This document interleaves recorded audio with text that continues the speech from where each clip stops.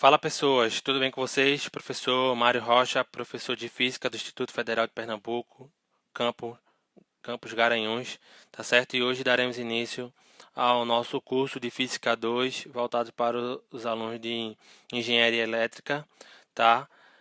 Lembrando que o nosso livro-texto adotado é o Fundamentos de Física, o volume 3, o famoso Halliday. Na aula de hoje a gente vai abordar os conceitos sobre campos elétricos, tá certo? E falar algumas aplicações, tá? Então, a primeira coisa que a gente tem que definir é que o conceito de campo elétrico, tá certo? Seria uma região do espaço que está sob influência de uma distribuição de cargas elétricas, tá certo? Essa distribuição pode ser contínua ou ela pode ser discreta. Ao longo do curso a gente vai discutindo um pouco melhor sobre isso. No caso da distribuição ser discreta, então vamos considerar um exemplo que a gente vai considerar no vácuo uma distribuição de carga discreta e eu quero calcular o campo elétrico em uma determinada região. Então, eu tenho aqui uma distribuição de carga discreta, Q1, Q2, Q3, Q4 até Qn, e eu quero calcular o campo elétrico num ponto aqui onde eu vou colocar uma carga Q0. Por simplicidade, ela vai ser positiva e essa carga ela recebe o nome de carga de prova, uma vez que surgindo uma força elétrica na carga Q0, a gente sabe que tem um campo elétrico ali porque ela provou mostrando com a aplicação de uma força, porque a função de um campo é gerar uma força. Então a função do campo elétrico ele gera como uma consequência uma força elétrica. Tá? Então, para a gente calcular a força elétrica resultante na carga de prova, basta eu considerar, pelo princípio da superposição e usando a lei de Gauss, a força elétrica entre cada carga com a carga de prova. Então, eu vou fazer a força resultante de 1 com 0, de 2 com 0, até n com 0. Então, vai ser um somatório de força. Então, a força resultante é a força que 1 faz em 0, mais a força que 2 faz em 0, mais a força que 3 faz em 0, até a força n faz em 0. Então, essas forças individuais obedecem à lei de Coulomb.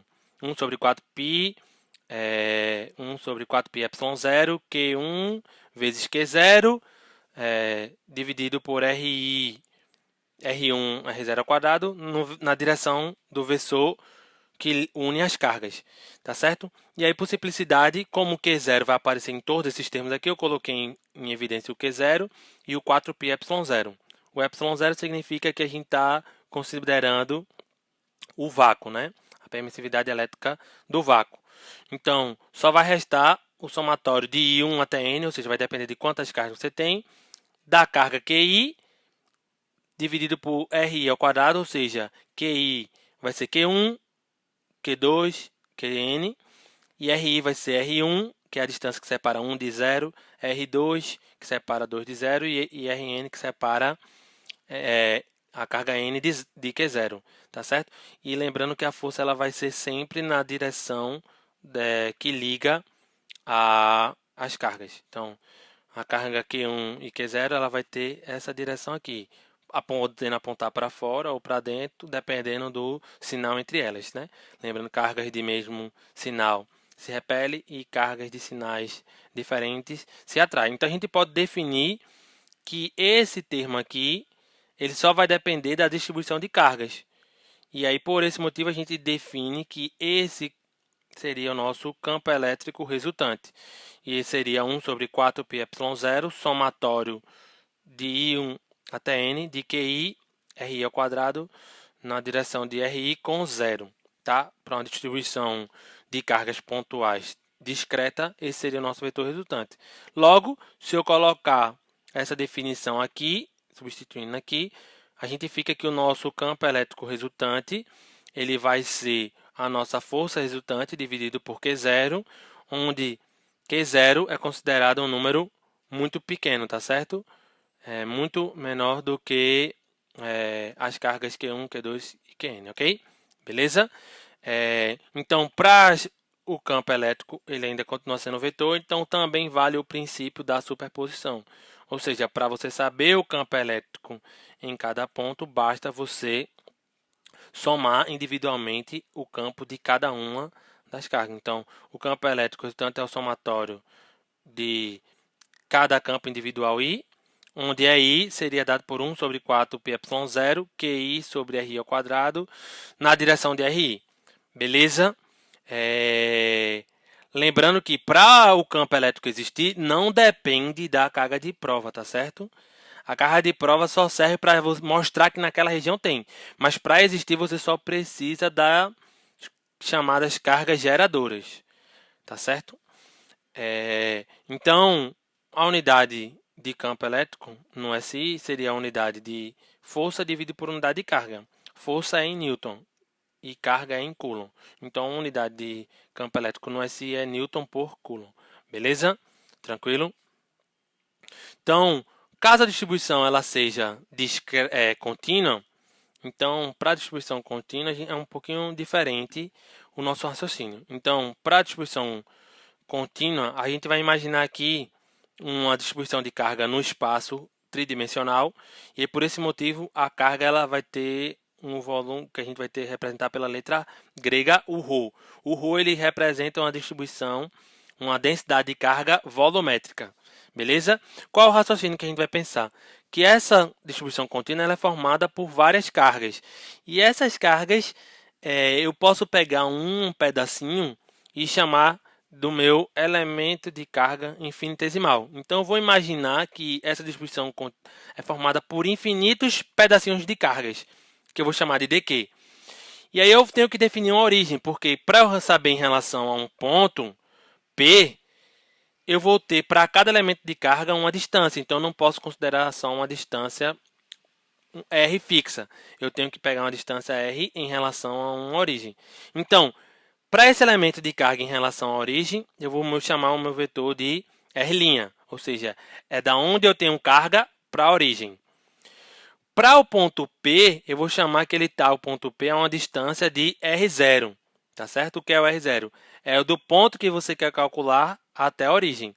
E entre a minha carga, o elemento de carga e o ponto P, eles estão separados por uma distância que eu vou chamar do vetor R, onde esse vetor R ele é dado por R' menos R0. Beleza? Tranquilo? Opa, eu consegui aqui, queria mudar aqui. Vamos ficar com vermelho. O vermelho acho que é mais interessante. Então, essa seria a distância. Feito isso, você pode calcular o campo de cada elemento de carga, ou seja, o elemento de campo, como se fosse uma carga pontual, seria 1 sobre 4πε0 dq sobre r ao quadrado na direção r, tá certo? Onde esse r seria o módulo dessa distância aqui, o módulo desse vetor aqui, beleza? Isso seria para esse elemento de carga. Se você tem infinitos elementos de carga para poder somar todas as contribuições, você deve somar todos esses termos. E esse somatório de infinitos termos vai dar uma integral, beleza? Então, o E igual a 1 sobre 4πε0, integral de dq sobre r ao quadrado na direção r, onde esse dq ele vai depender de como a distribuição de cargas está no espaço. Se ela estiver ocupando um volume, o nosso dq vai ser chamado de ρdv. Se ela estiver ocupando uma superfície, né, uma área, vai ser o sigma dA. E se a distribuição de carga estiver ocupando uma linha, né, ela vai ser o lambda dL. Ou seja, se a carga está ocupando um volume tridimensional, ρdv. Se a carga está ocupando um volume bidimensional, uma área, uma superfície, vai ser o sigma dA. E se ela estiver ocupando uma linha, uma dimensão, seria o lambda dL. O ρ é a distribuição de carga volumétrica, o sigma é a distribuição de carga superficial e o lambda seria a nossa distribuição de carga linear, tá certo? Essa integral, ela pode ser tão complicada quanto se seja a simetria do problema, tá certo? Então, essa aqui não tem tanta simetria, essa integral seria um tanto complicada. Então, para casos sem simetria, essas integrais tornam-se bem complexas, beleza? Vamos fazer aqui o exemplo. Vamos fazer um exemplo aqui de um campo de um dipolo, tá certo? Então, o campo elétrico produzido por um dipolo elétrico seria o seguinte: o que seria o dipolo? O dipolo seria um par de cargas, sendo uma positiva e outra negativa, separado por uma distância d. onde o módulo da carga positiva tem que ser igual ao módulo da carga negativa. Beleza? Então, a carga positiva e a carga negativa, eu estou colocando elas, por simplicidade, no meu eixo Z. Elas estão separadas total por uma distância D, ou seja, e eu estou colocando um referencial bem no meio. Então, daqui para cá, eu teria uma distância de D sobre 2. E da minha origem para a carga negativa, eu teria uma distância de menos D sobre 2. Ok? E aí eu quero calcular qual é o campo elétrico produzido nesse ponto P. Ora, como eu tenho duas cargas pontuais, basta eu calcular quem é o campo da carga positiva em P e quem é o campo da carga negativa em P. E aí, para calcular isso, basta eu saber quem é o vetor distância e o seu módulo, de Q mais e Q menos. Então, escrevendo esses vetores, eu vou chamar que o meu R mais é a distância do ponto P até a minha carga positiva, e o meu R menos seria a distância do ponto P até a minha carga negativa. Então, o R mais seria xi mais yj mais z menos d sobre 2 na direção K, e o meu R menos seria i xi mais yj mais z mais d sobre 2 na direção K, onde esses vetores aqui seria mais ou menos porque para a carga positiva o meu ponto P está mais perto, então eu só preciso saber quem seria essa distância aqui. E essa distância seria o meu z menos o d sobre 2. Para a carga negativa, o meu z estaria aqui, né, do ponto P. Então, eu teria a distância z mais essa distância aqui, que é d sobre 2. Então, por isso que aqui é menos z menos d sobre 2 e aqui é mais d sobre 2. Para calcular o módulo, basta a gente tomar a componente, cada componente ao quadrado e tirar a raiz. Não está aqui, beleza? Então, para calcular o campo do dipolo, no caso geral, basta você somar a carga, o campo elétrico da carga positiva mais o campo elétrico da carga negativa. Então, o campo elétrico da positiva é o Q sobre R mais ao quadrado vezes R mais 1 sobre 4πy0. O menos, porque a carga é negativa, 1 sobre 4πy0, Q, como eles têm o mesmo módulo, então botei Q e Q. R menos ao quadrado, o vetor R menos, onde o vetor ele é o vetor dividido pelo módulo. Beleza? Então, o vetor R mais é o vetor R mais dividido pelo módulo R mais. Então, se você colocar aqui no R mais, o vetor R mais dividido pelo módulo, então aqui vai ficar o vetor R dividido por R. Ó. R ao quadrado vezes R dá R ao cubo. E aqui ficaria o vetor R menos dividido por R. Então, R menos ao quadrado vezes R daria vetor R dividido por R menos ao cubo.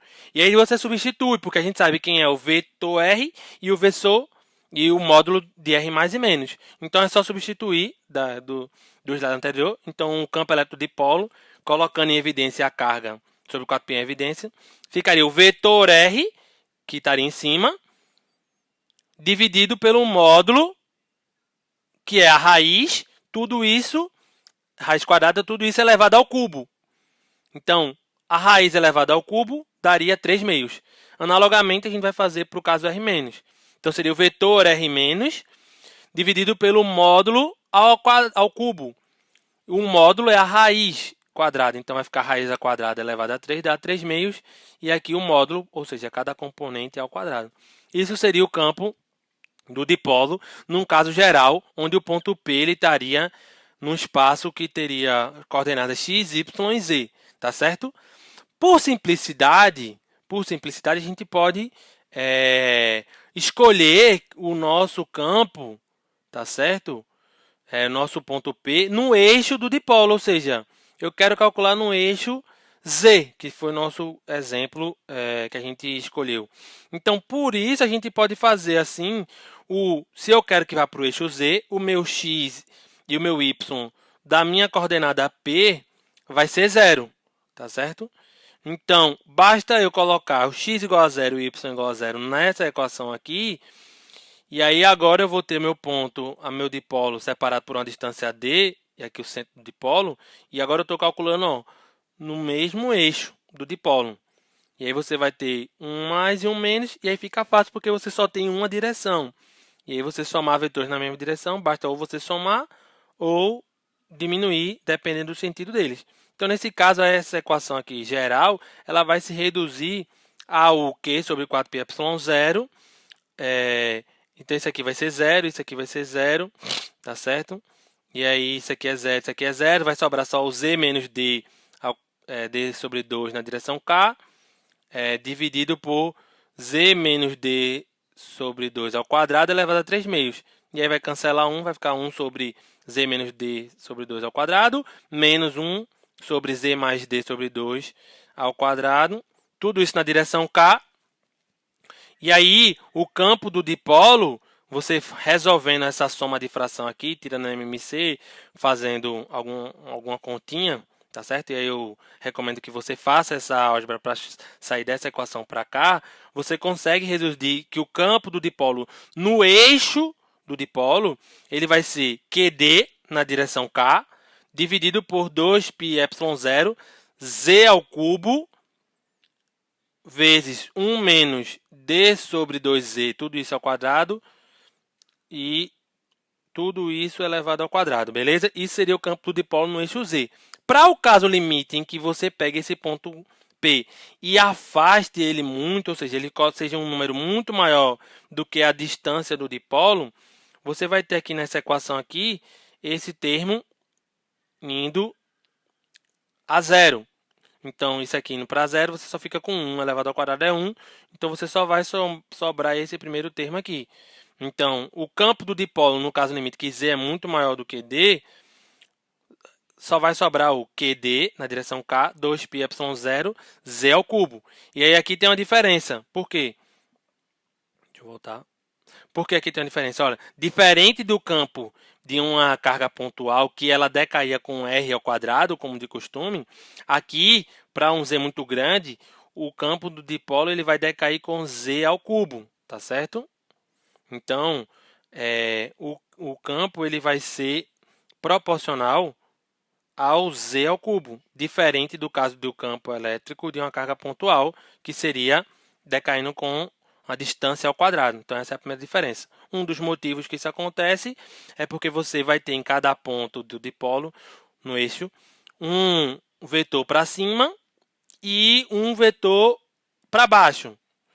Ou seja, diminuindo. Ou seja, à medida que você vai avançando, você vai diminuindo cada vez mais. Então, por esse motivo, o campo do dipolo ele decai com r ao cubo. E outra coisa que a gente pode definir é o nosso momento de dipolo elétrico, que nesse caso seria o nosso P, momento de dipolo elétrico, seria o QD na direção do dipolo. Nesse exemplo, o nosso dipolo ele está no eixo Z, então seria o K.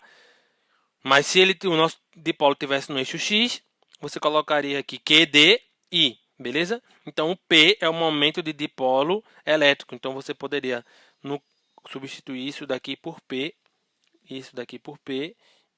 Então, você teria que o campo do dipolo seria o momento de dipolo elétrico dividido por 2πε0z ao cubo. Beleza, galera? Então, essa vai ser a nossa primeira aula. Eu vou dividir em algumas videoaulas, tá certo? E acabar aqui já corre que eu vou começar a calcular o campo de uma linha de cargas, tá certo? Para distribuição contínua, beleza?